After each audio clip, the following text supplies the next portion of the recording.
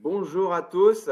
On va démarrer doucement cette réunion maintenant mensuelle où on invite un promoteur qui présente un des meilleurs programmes dans notre comparateur GridKey. Et aujourd'hui, on est très heureux d'accueillir Proméo avec Christian et Denis qui sont là pour vous présenter ce beau que vous ne connaissez pas encore et qu'on voit ensuite pourquoi on les a invités en regardant le programme du mois qu'on vous propose de vous détailler. Donc, on va fonctionner en deux temps. On va d'abord vous présenter Denis qui va vous présenter Proméo.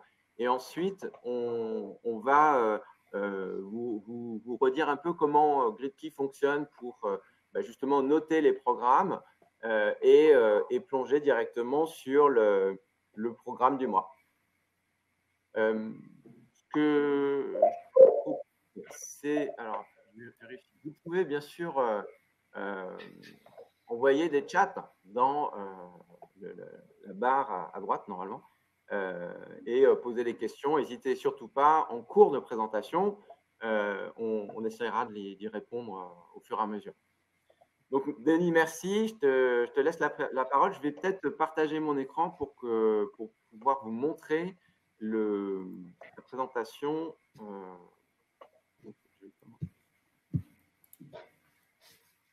Est-ce que vous voyez bien la présentation? Denis, c'est bon? Ouais, pour moi, c'est parfait. Je te donne la parole.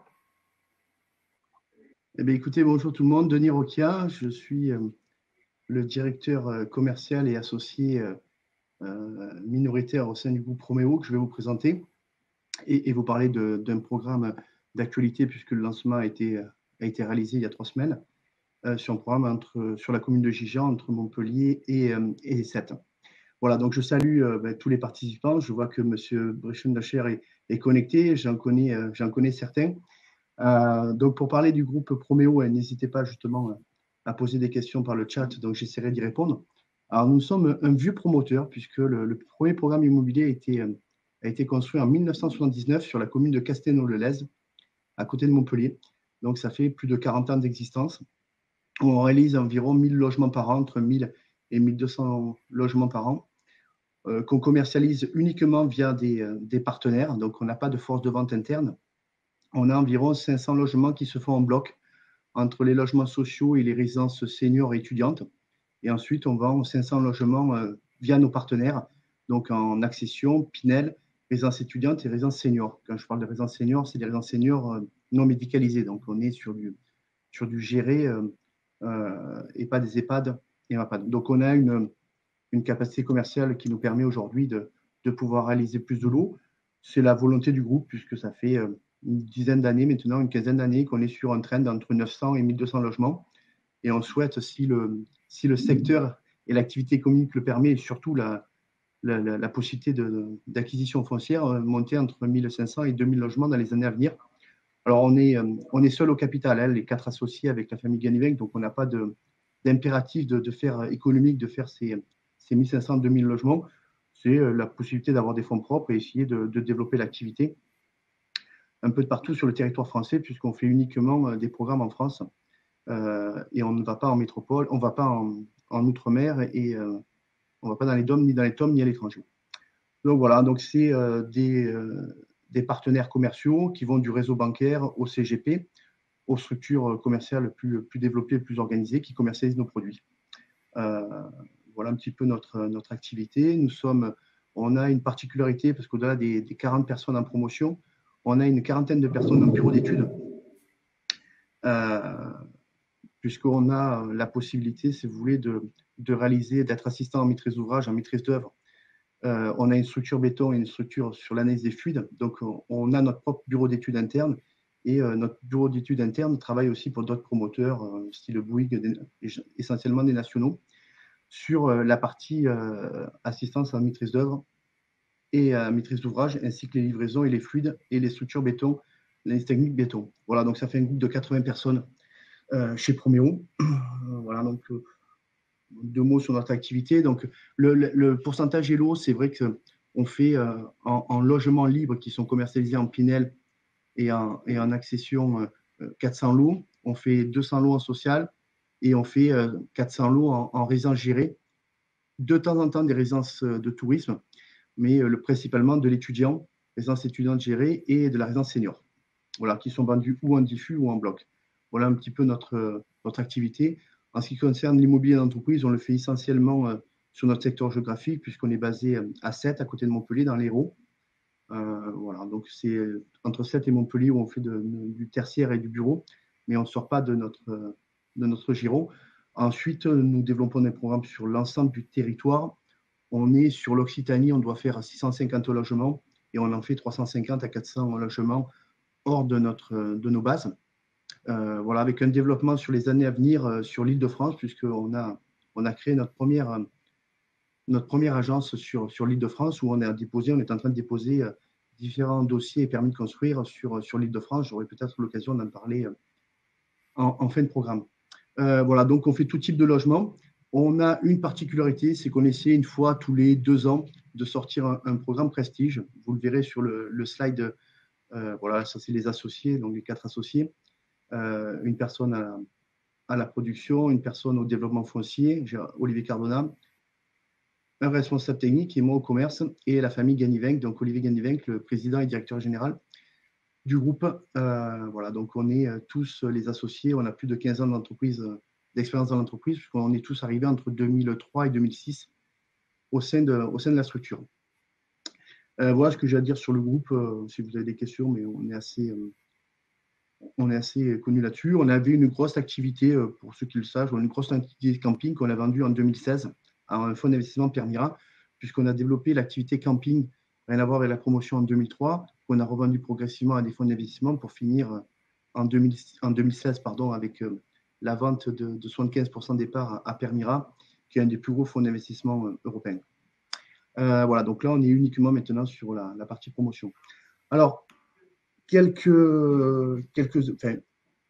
un programme emblématique du groupe, c'est que nous avons réalisé une folie architecturale qui s'appelle l'Arbre Blanc à Montpellier. C'est un programme de 17 étages avec un rooftop, une galerie d'art ainsi qu'un restaurant et 110 appartements avec des balcons suspendus. Donc, on a 182 terrasses et 200 ombrières sur la résidence, ce qui nous a valu par plusieurs prix, dont dernièrement le prix de plus bel immeuble du monde par les architectes d'Elise de New York. Donc, c'est un groupement d'architectes. L'architecte au programme est Sou Fujimoto. Donc, nous étions 3 promoteurs engagés sur cette opération. Promeo à 50%, le Crédit Agricole Immobilier à 30% des parts et 20% un promoteur local au Palia de Montpellier. Donc voilà, certains connaissent le bâtiment, sont déjà venus. On invite l'ensemble de nos partenaires qui commercialisent nos produits donc à la résidence à faire des réunions au sein de la résidence, puisqu'on a gardé un appartement qu'on a traduit en bureau. Donc bien sûr, vous êtes via l'intermédiaire de notre directeur commercial sur l'Île-de-France, Christian, que vous voyez peut-être à l'écran, vous êtes bien sûr invité à l'Arbre Blanc. Donc avec une conciergerie, donc c'est vraiment une réussite surtout architecturale et en termes de construction, parce que commercialement, c'est plutôt les clients qui ont acheté que ce qu'on a vendu. Mais on a une prouesse technique que vous pouvez voir sur toute la partie sous-sol, ainsi que les balcons suspendus sur cet immeuble. Voilà, au plaisir de vous rencontrer, bien sûr, sur ce programme. Je crois que je vais laisser la main maintenant. Oui, alors c'est juste moi j'ai sur l'analyse une du programme. question pour toi, Denis. Oui. C'est classique la volonté d'avoir une réalisation architecturale vraiment très particulière, parce qu'on n'est pas dans du standard là. Ça l'était pas. Alors, ça l'était pas. Il s'avère que par différentes circonstances, on a répondu. Montpellier était une ville qui a été développée par un maire qui s'appelait Georges Frêche, qui a fait 4 mandats à la mairie, qui a été directeur de région et qui a fait qu'en 40 ans, Montpellier est devenu la préfecture de l'Hérault, alors que c'était Béziers, et une des villes les plus attrayantes de France par tout son développement et sa vision d'avenir qu'il avait sur la ville. tout n'est pas parfait, bien sûr, mais il a fait des gros projets et il avait prévu de faire dans 10 quartiers différents de Montpellier des folies architecturales où la mairie vendait une emprise foncière et les promoteurs devaient mettre l'accent complètement sur la notion de vie sociale et de folie architecturale. Donc, on a répondu un peu au départ sans réelle motivation, en prenant un architecte qui nous a imaginé un bâtiment assez intéressant avec l'art contemporain et l'art moderne et l'art brut qu'on a mis à l'intérieur sur la galerie d'art. Et on a gagné, donc on a été retenu. Les 3 derniers étaient Bouygues, Vinci et nous. Et on a gagné cette folie architecturale qui est la 2e de la ville. La première a été faite par les nouveaux constructeurs. Et puis voilà, donc on s'est pris au jeu, ça a été une belle réalisation. Ce n'est pas les réalisations en termes de promotion où on fait la plus belle marge de promotion, parce que comme tout promoteur, nous sommes des entreprises à but lucratif et nous ne sommes pas des philanthropes, donc ce n'est pas les plus belles opérations, mais on s'est pris au jeu en termes de notoriété, c'est intéressant et on s'est dit que tous les 2 ans, l'année prochaine, on dépose un permis, elle se fera sur 7, ce ne sera pas une tour de 17 étages, l'immeuble le plus haut de 7, mais voilà, donc c'est une conception où on essaiera de tous les 2 ans, 3 ans, de faire une folie architecturale. C'est aussi pour se faire plaisir parce que les associés ainsi que la famille Ganivin, comme on dîne et on déjeune et on mange que 3 fois par jour. Donc, si vous voulez, c'est d'une volonté de développement. On ne doit rien à personne. Et donc, c'est le dit de se dire, ouais, est-ce qu'on ne peut pas marquer une empreinte sur un volet architectural et de vie. On réfléchit plutôt, hein, bien sûr, le confinement, comme tout le monde, a fait réfléchir. On réfléchit de plus en plus sur le programme qu'on fera à 7 et peut-être en Ile-de-France, où on travaille dessus, à ce qu'on ait du coworking en pied d'immeuble partagé, parce que je pense que le développement du télétravail va s'accentuer, quel que soit le niveau de crise sanitaire. Et aujourd'hui, quand on fait des pieds d'immeuble qu'on ne commercialise pas, l'opération immobilière n'est pas rentable. Donc, il faut trouver un système où on puisse partager avec l'intérieur et l'extérieur, c'est-à-dire les occupants de l'immeuble, plus la possibilité aux occupants de l'immeuble, via le syndic peut-être, de louer des espaces de coworking et des espaces de vie, en fait, parce que, bien sûr, c'est intéressant de travailler dans son appartement en télétravail, mais c'est peut-être intéressant de travailler dans un pied d'immeuble en voyant donc, l'ensemble, et ça peut créer des synergies avec l'ensemble des occupants de l'immeuble, plus des gens de l'extérieur qui viendraient utiliser du coworking. Voilà, c'est l'intermédiaire entre l'habitat et le bureau tertiaire qui pourrait malheureusement ou heureusement, je ne sais pas, se vider dans les années à venir. Voilà, on s'est pris au jeu. Ouais, on s'est pris au jeu parce que… C'est complètement dans l'air du temps d'avoir des usages de lieux de travail vraiment plus diffus. Ouais. Tout le défi, c'est d'arriver à le traiter économiquement. Donc, comme tout le monde le sait, enfin, je ne sais pas, un secret de polichinelle, les marges de promotion, c'est entre 5 et 10% d'un programme. Donc, si vous faites une centaine de lots, vous allez faire votre marge sur les 5-6 derniers lots de la résidence. Si on prend des T360 mètres carrés, c'est les 300 ou 400 mètres carrés ou 500 mètres carrés que vous vendez. Sur une grosse résidence, une centaine de lots. Hein, puisque à l'Arbre Blanc, il y avait 110 lots. Donc, si vous utilisez 400 ou 500 mètres carrés de partie commune, vous n'avez plus de marge.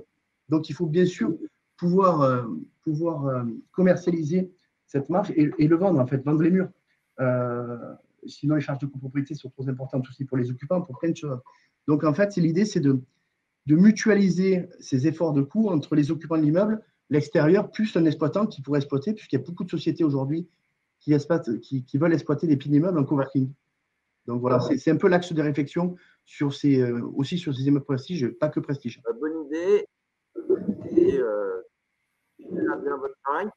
Vous avez un programme. Pardon? Placé, je vais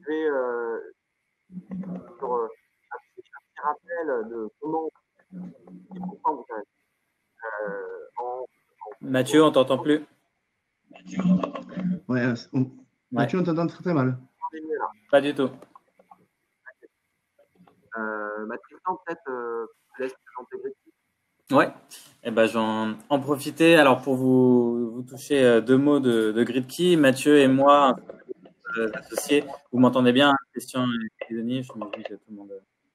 Oui, tout à fait. On a cofondé donc Gridkey au courant de l'année 2019. Gridkey, c'est quoi? C'est une PropTech en fait qui a développé des outils d'aide à la vente pour tous les prescripteurs d'immobilier neuf. Donc, le premier de ces outils, celui pour lequel on est connu et qui nous amène aussi à faire ce webinaire aujourd'hui, c'est le Big Data d'Immobilier Neuf. Et ce comparateur, en fait, l'idée de ce comparateur, c'est de fournir un outil qui permette d'avoir une notation objective de l'offre disponible sur le marché, qu'on puisse vous mettre à disposition pour faire vos propositions. Comment ça fonctionne? On utilise le Big Data, c'est plus de 8 millions de données qu'on va chercher dans les différentes bases de données, que ce soit l'INSEE, que ce soit les bases notariales, que ce soit les sites d'annonces en ligne, pour noter sur 5 critères que vous pouvez leur donner en fonction de l'importance que vous leur donnez, chaque bien, en fait, chaque bien disponible dans un périmètre, évidemment, que vous pouvez définir comme sur n'importe quel autre comparateur, c'est-à-dire une zone géographique, un budget, un nombre de pièces, une orientation, un étage, etc. Donc, vous voyez, c'est plus qu'un agrégateur. Ce qu'on a développé, c'est un agrégateur qui compare l'offre disponible et vous permet ensuite, puisqu'on a synchronisé ce comparateur et des simulateurs financiers avec un outil de génération de présentation commerciale automatisé, donc qui vous permet finalement de générer un rapport pour votre client, votre investisseur, qui va rappeler à la fois les plans de trésorerie durant toute l'opération Pinel pour qu'il ait ses flux entrants et sortants, mais aussi la comparaison du bien, enfin des 2 biens ou des 3 biens que vous voulez ajouter à votre rapport final pour qu'il puisse prendre sa décision ou pour que vous la preniez pour lui. Voilà, donc ce que je peux vous proposer de faire, si vous le souhaitez, c'est vous montrer peut-être ce scoring. Et je vais vous partager mon écran. Hop.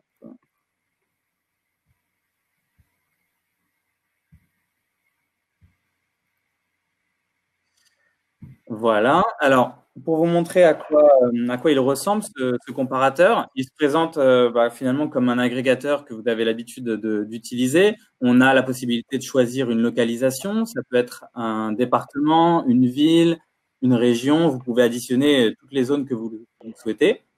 Ça peut être alors, vous pouvez mettre un budget, min-max, un prix au mètre carré, min-max. Vous pouvez mettre choisir de chercher un appartement ou une maison, une typologie avec un nombre de pièces que vous souhaitez. Vous pouvez en mettre plusieurs. Si vous ne mettez rien, tout s'affiche. Une surface min ou max. Des critères. Alors là, j'ai tout sélectionné. Donc, vous voyez, là, il y a à peu près 15 000 lots. Des critères donc, supplémentaires. Je parlais tout à l'heure de l'étage. Vous pouvez choisir de masquer les rez-de-chaussée ou de choisir les 2e étages et plus uniquement. Vous pouvez choisir une exposition, pas d'exposition nord ou sinon ouest, sud, est, nord. Vous pouvez choisir des lots avec certaines annexes, terrasse, parking, vous pouvez en ajouter autant que vous voulez. Une date de livraison pour sélectionner des biens déjà livrés uniquement ou livrés cette année, d'ici fin 2021, etc. Vous pouvez choisir d'afficher les biens qui vous rapportent une commission minimum, par exemple, de 5 ou de 6. Vous pouvez mettre ce que vous voulez. Une zone fiscale. La disponibilité des lots. Donc ça, c'est vraiment le travail d'agrégation de biens qu'on a fait et qui nous permet d'avoir une vue en temps réel des stocks, des promoteurs avec lesquels on travaille. Si vous souhaitez afficher que les biens disponibles, vous cliquez ici. Et on a enfin 2 petits moteurs de recherche qui vous permettent de retrouver un promoteur rapidement. Voilà, par exemple, pour Promeo, je peux en ajouter et en rajouter autant que je veux. Et je peux également retrouver un programme en particulier. Si j'ai un mot-clé qui me vient, je peux le retrouver comme ça assez facilement. Et enfin, vous avez aussi deux cases qui vous permettent d'afficher uniquement les nouveaux lots ou les retours de lots. Les nouveaux lots, c'est les lots qui datent de 3 semaines maximum. Et les retours de lots, c'est, vous connaissez ça, hein, c'est les lots qui, en majorité, n'ont pas réussi à obtenir de financement et donc, du coup, ils sont remis à la vente. Et je reviens donc aux petites étoiles GridKey et ses critères de notation. Donc, vous en avez 5, comme je vous disais: rentabilité locative, sécurité locative, attractivité du quartier, potentiel de plus-value, facilité de revente. Et vous pouvez les ordonner comme bon vous semble, du plus important, le critère numéro 1, au moins important, le critère numéro 5. Et ça va à chaque fois recalculer l'ensemble du stock. Vous voyez, là, on recharge et ça recalcule l'ensemble du stock Gridkey sur les 15 000 lots. Évidemment, si vous avez choisi un périmètre plus restreint, ça va vous afficher le périmètre de résultats que vous voulez. Alors maintenant, ce que je vous propose de faire, c'est de focus sur ce programme. Donc, il s'agit du Bleu Déol à Gijan, comme disait Denis tout à l'heure. Et ce programme, en fait, l'idée de Gridkey, le concept de Gridkey, c'est pas de vous donner les notes comme ça, sans aucune justification et un peu comme une black box finalement. Non, nous, ce qu'on veut, c'est vous donner les données qu'on a utilisées comme autant d'arguments pour vos ventes. Donc, prenons les critères les uns après les autres et pourquoi ce bien-là est extrêmement bien noté.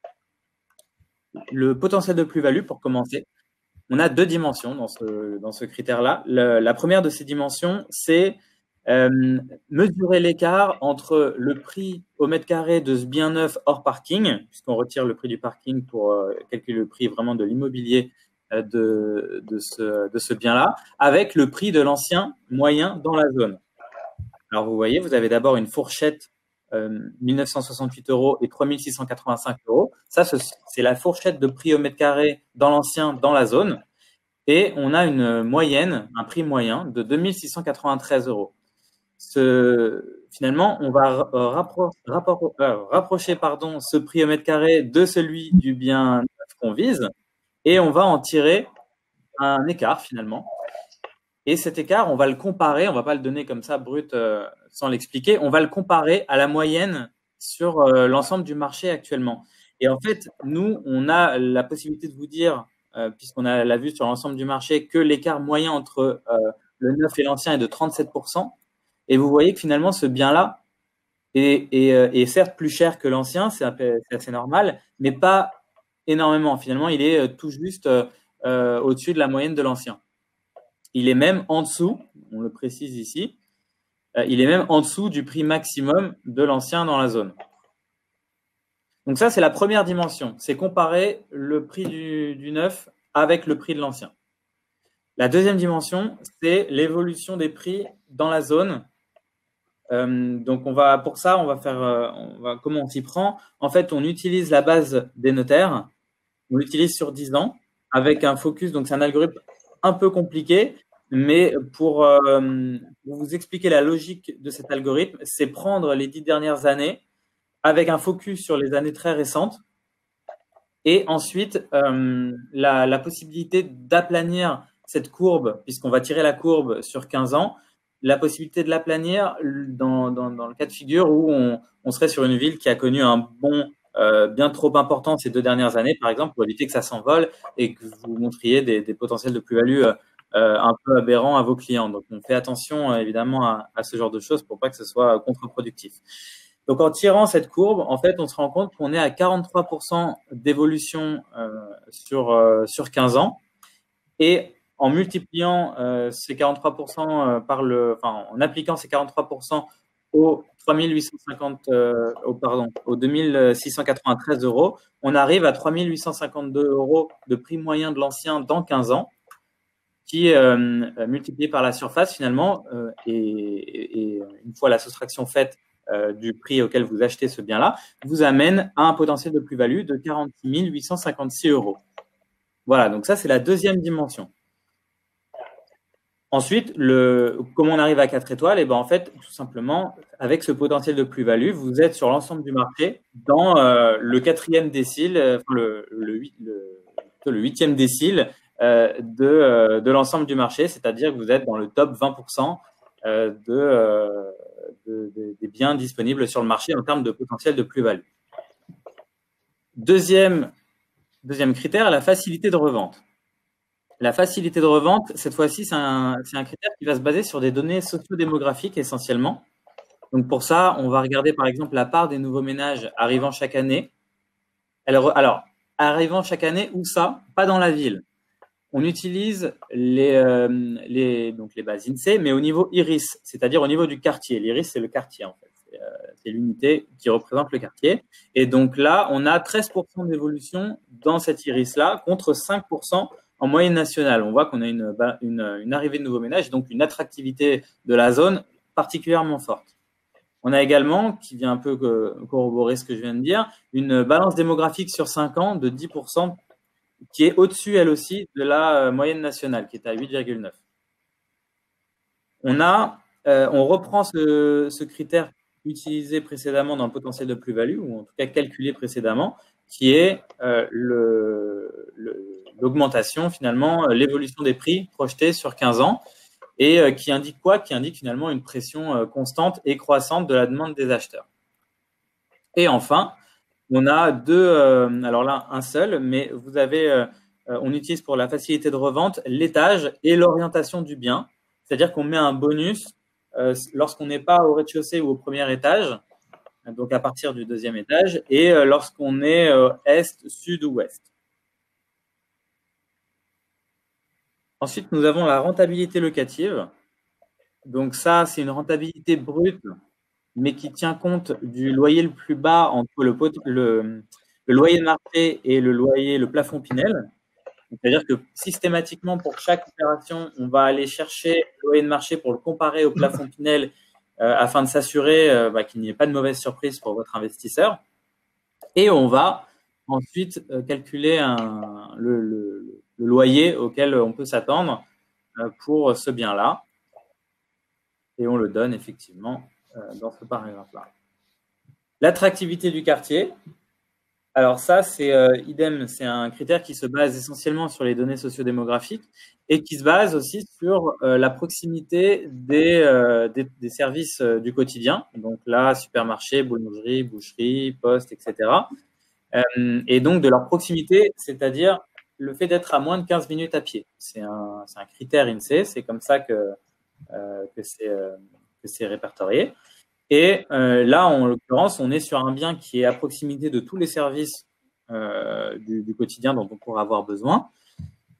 On voit qu'on a une part des cadres dans les actifs sur cette zone qui est un peu en dessous de la moyenne nationale, qui reflète un environnement caractéristique des classes moyennes. Et on a un réseau de transport en public peu développé dans cette zone, puisque en fait là, on va chercher à faire quoi? On va chercher à pareil dans les bases INSEE, à faire ressortir le nombre de la proportion de la population qui utilise les transports en commun, en partant du principe que plus la proportion est grande, plus il y a d'utilisation des transports en commun et donc plus il y a de présence de transports en commun. Et enfin, la sécurité locative. Alors, excusez-moi, oui, je reviens à une dernière chose sur l'attractivité du quartier. C'est pas le cas pour ce bien-là, puisqu'on n'est pas du tout dans le Grand Paris, mais imaginons qu'on soit sur l'Île-de-France, on a des paragraphes sur la présence future d'une gare du Grand Paris, par exemple, ou de plusieurs gares, et on est capable de préciser ce genre de choses. La sécurité locative, là aussi des données sociodémographiques. On va les passer en revue. Il y en a 4 utilisés, ou en tout cas qu'on va répercuter sur la présentation, qui sont le taux de logement vacant, inférieur à la moyenne nationale, le poids des loyers dans les revenus des habitants, on est pile à la moyenne, le taux de chômage sur cette zone, inférieur à la moyenne nationale. Donc là, on parle, c'est pas la moyenne nationale, d'ailleurs, c'est la moyenne sur les zones Pinel, puisqu'on compare ce qui est comparable. Et enfin, le taux de cadre parmi les actifs qu'on réutilise ici. Donc, on n'est pas au-dessus de la moyenne largement, et donc du coup, on a un bien qui est sur ce critère-là, on va dire un peu au-dessus de la moyenne, sans plus. Mais vous voyez qu'au global, on a un programme qui est extrêmement bien noté, avec notamment une très forte emphase sur le potentiel de plus-value et la rentabilité locative, qui sont très très très bien notés. Alors, j'en profite pour vous dire 2 mots sur le fait que vous pouvez retrouver à chaque fois systématiquement sur vos biens les différents documents liés à ce programme, la brochure commerciale, plan du lot, parfois le plan de masse aussi. D'ailleurs, on va rajouter les notices descriptives, les contrats de réservation, etc. Et puis, vous avez également une carte interactive. Vous pouvez zoomer, dézoomer, puis vous pouvez même faire un Google Street si besoin pour vous déplacer à l'endroit du programme. et vous balader comme bon vous semble si vous avez besoin de faire des captures d'écran pour votre client. Voilà, j'ai fini cette présentation. Est-ce que Christian ou Denis, vous avez quelque chose à rajouter sur ce programme? Oui, alors sur le programme, est-ce qu'il y a des questions sur le programme Bleu Déol? Oui, mais pour rebondir sur tes propos, alors nous, comment on monte un programme immobilier? Ben, tout simplement, donc, quand on a une remontée foncière, on fait une étude de marché. Donc, on a un service en interne qui fait une étude de marché.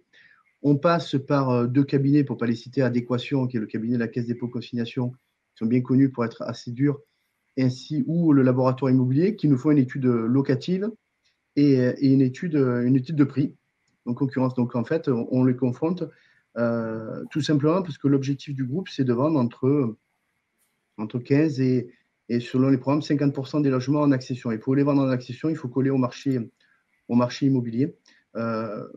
Donc, la démarche est assez simple, c'est qu'on fait une analyse du prix de l'existant sur le marché et on estime que le neuf ne doit pas dépasser entre 25 et 30%, de l'ancien, tout simplement, parce qu'il y a 20 points de TVA dans un prix immobilier, plus les différentes marges qui fait 30%. Alors, tout dépend de la conception architecturale et des niveaux énergétiques qu'on veut arriver, mais on doit être entre 30 et 35%. Ça veut dire que si le marché, comme à Gijan, est à 2008, il faut vendre à 3 600 euros le mètre carré, 3 500, 2008 moyen. Donc voilà un petit peu la démarche qui est simple parce que notre principale préoccupation chez Promeo, c'est parce que nous, on fait du béton parce que nos commercialisateurs vendent nos produits, c'est de faire de logement. Donc moi, la seule chose qui m'intéresse, c'est est-ce que je suis à peu près dans un prix de marché où on trouve tous en interne, puisqu'on fait de l'immobilier depuis la fin de nos études, on trouve qu'on arrive en France sur des niveaux d'immobilier, que ce soit dans le neuf et l'ancien, qui est aujourd'hui inacceptable pour les investisseurs ou les accédants à la propriété. Donc, comment essayer de faire des prix qui collent au programme tout en respectant des marges et des marges économiques et un modèle économique dans nos programmes immobiliers. Donc, c'est une principale préoccupation. Donc, sur Gijan, c'est ça, c'est 2008, 2009, le prix moyen dans l'ancien en fonction de l'État. Donc, il faut vendre entre 3005 et 3006. Et moi, je parle stationnement inclus. Hein. Dedans, j'intègre le stationnement, puisque dans cette résidence, on n'a que des stationnements sous-sol. Voilà. Et puis ensuite, on a des études locatives qu'on corrobore avec ces deux cabinets, mais qu'on corrobore avec des gestionnaires, style Foncia, Citia, enfin des gestionnaires, des gros régionaux ou des nationaux comme Foncia et Citia. Voilà. Donc, après, je peux présenter la résidence si vous le souhaitez, mais vous aurez les diaporamas. Donc, la résidence, le gros avantage de cette résidence, c'est qu'on se trouve sur un EBC. Un EBC, c'est un espace boisé classé, donc dans un environnement qui est plutôt vert. Et on est surtout entre deux agglomérations qui se développent énormément, on est à 20 minutes de Montpellier et à 10 minutes, un quart d'heure de Sète. Donc, vous voyez sur la résidence, la partie sud, donc c'est l'espace boisé classé. Donc, voilà, le positionnement est important parce que que ce soit sur un marché d'accession et de location est importante. C'est une résidence quand même de 80 logements, donc de bonne taille, 20 logements social, puisqu'on a dans la réglementation CRU une obligation de faire 20 logements sociaux qui sont vendus au 1% patronal en bloc, et 60 logements qui va du T2 au T4, puisqu'on a quand même une grosse demande de gros T3 et de gros T4 en accession sur cette zone-là. Donc voilà, on a assez peu de demandes en accession sur du T2, mais on a une grosse demande sur les gros T3, même les gros T3 et les T4 sur cette résidence. Voilà un petit peu comment le montage. On a débuté la commercialisation, on n'a qu'une dizaine de ventes en 15 jours. Hein. Tout le monde n'a pas lancé. On est sur une réflexion, on devrait avoir entre 30 et 35% en accession. Quand je dis accession, là, c'est accession résidence principale, parce que nous, ce qu'on considère en accession, c'est le principal et le secondaire, parce que dans notre région, on a beaucoup d'acheteurs qui achètent en résidence secondaire pour venir 1 ou 2 mois, et maintenant de plus en plus en birésidence où ils y habitent 6 mois. Donc voilà, donc là, on est en accession pure et dure, donc on est sur une base entre 30 et 35% d'accession.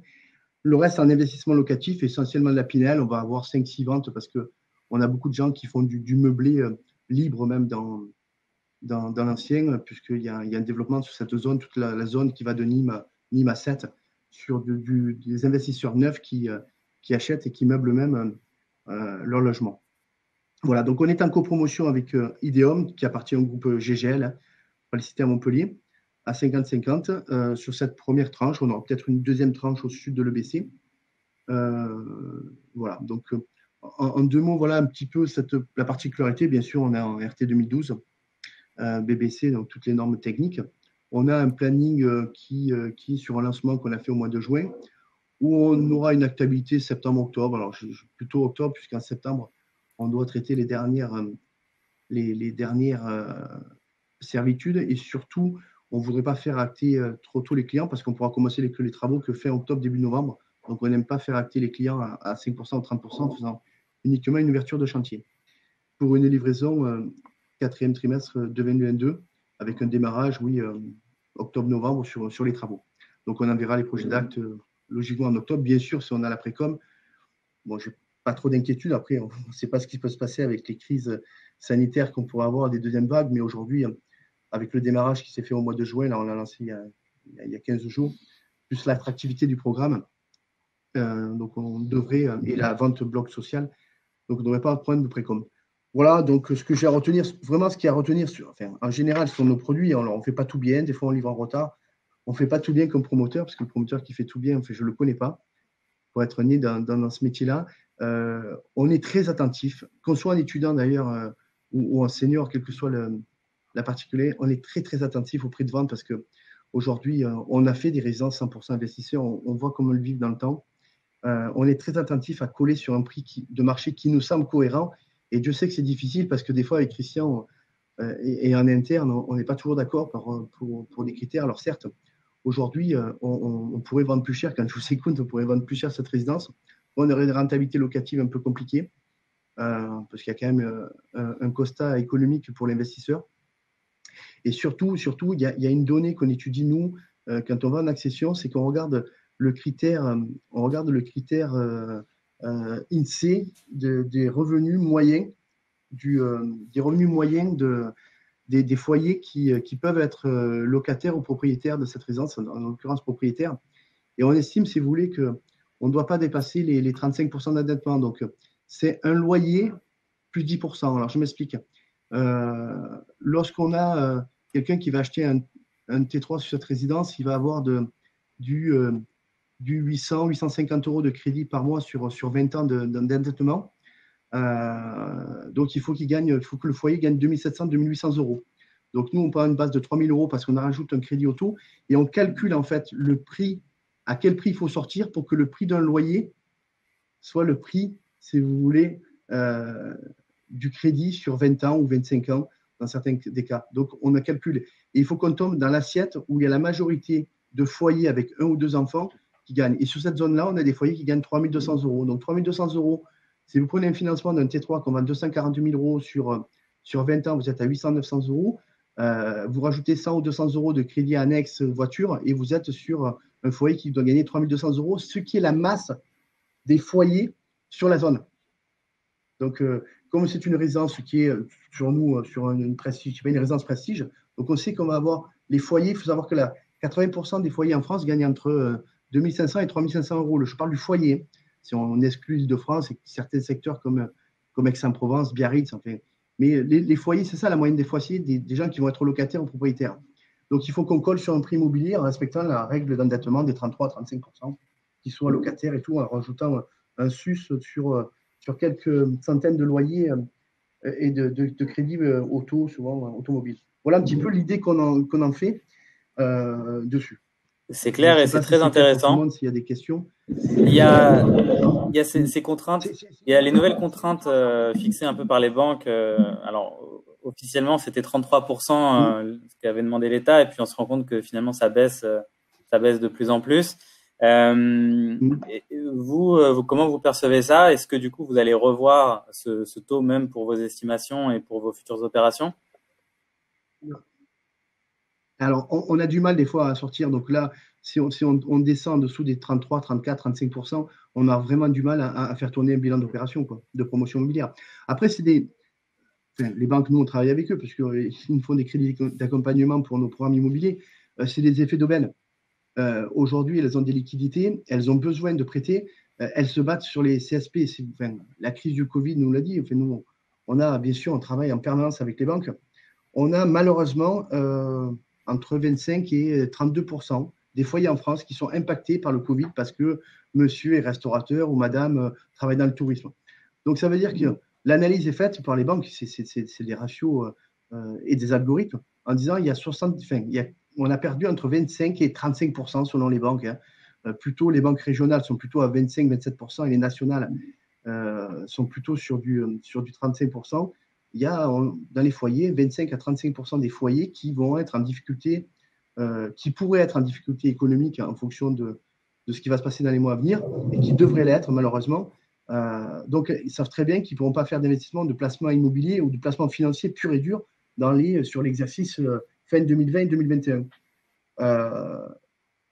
Donc, elles vont taper du crédit pour ceux qui ont des ressources. Leur guerre aujourd'hui, c'est de travailler et de récupérer en fait une clientèle qui a les ressources financières et la structure financière de faire de l'apport et de sécuriser dessus. Donc, c'est un jeu stratégique parce qu'ils baissent volontairement, c'est de récupérer, de capter les bons clients. Enfin, aujourd'hui, tous les CSP+, et on discute avec les CSP+, on est démarché constamment, par la banque de son conjoint. Enfin, vous parlez d'un couple qui a deux banques, les deux banques différentes se battent pour récupérer les comptes de l'un et de l'autre. Il y a une lutte aujourd'hui pour avoir une clientèle dite solvable ou dite en capacité d'investir sur des placements financiers divers et des placements immobiliers chez les banques. Donc, ils sont sur une part de conquête de marché de CSP, de CSP+, de gens qui ont la structure financière parce qu'ils vont être en difficulté sur 25 à 30% de leur portefeuille. Donc, c'est aussi un effet d'aubaine pour dire, voilà, je vais faire du crédit, je peux baisser l'endettement, mais si vous leur parlez d'in fine avec de l'adossement d'assurance vie que vous récupérez à droite à gauche, vous verrez que vous dépasserez les 35% d'endettement. Donc, c'est un jeu qui se passe actuellement et c'est un effet d'aubaine. Et après, ce sont bien comprendre. On essaie de l'analyser aujourd'hui, on n'y arrive pas. Nous, ce nouveau critère de durcissement des conditions, au-delà du fait qu'on trouve ça absurde parce qu'on devrait plus réfléchir au reste à vivre. Mais bon, c'est comme ça. Il faut savoir qu'on a certains de nos clients qui ont des crédits refusés parce qu'ils sont sur des taux d'endettement à 37-38%, mais qui, grâce à leur reste à vivre, placent en assurance vie au sein de leur banque beaucoup plus que l'effort d'épargne qu'ils feraient dans un cas d'un achat immobilier. C'est que les efforts d'épargne à 200-250 euros alors qu'ils épargnent 500 euros en assurance vie dessus. Donc voilà, c'est un jeu qui est un peu pervers. Alors combien de temps ça va durer, je n'en ai aucune idée.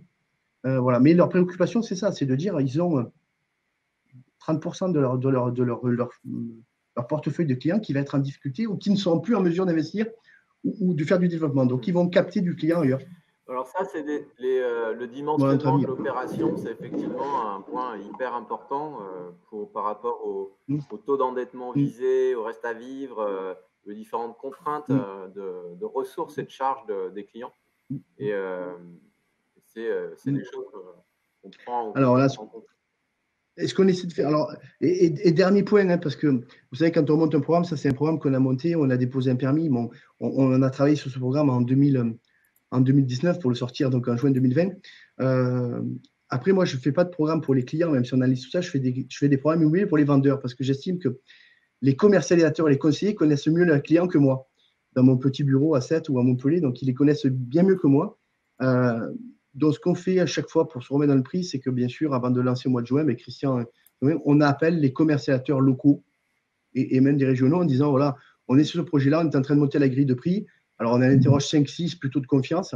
Donc, 15 jours, un mois avant le lancement, au moment du montage, et on leur demande quelle est la réalité du marché pour eux. C'est assez pragmatique. Donc, en général, on fait appel à un réseau de mandataires, style un Capici, enfin, excusez-moi de le nommer, je sais, j'en ai peut-être vu, Capi, Optium, la Bourse de l'immobilier, enfin, un réseau de mandataires présents, parce qu'ils ont une notion de l'action, une agence immobilière, un CGP, un réseau bancaire et quelques réseaux d'envergure qui commercent nos programmes, en l'occurrence la e-sélection, qui font leurs propres études. Donc, en fait, on regroupe par rapport aux vendeurs, parce qu'on peut être complètement à côté de la plaque, dans les deux sens, ou trop haut ou trop bas.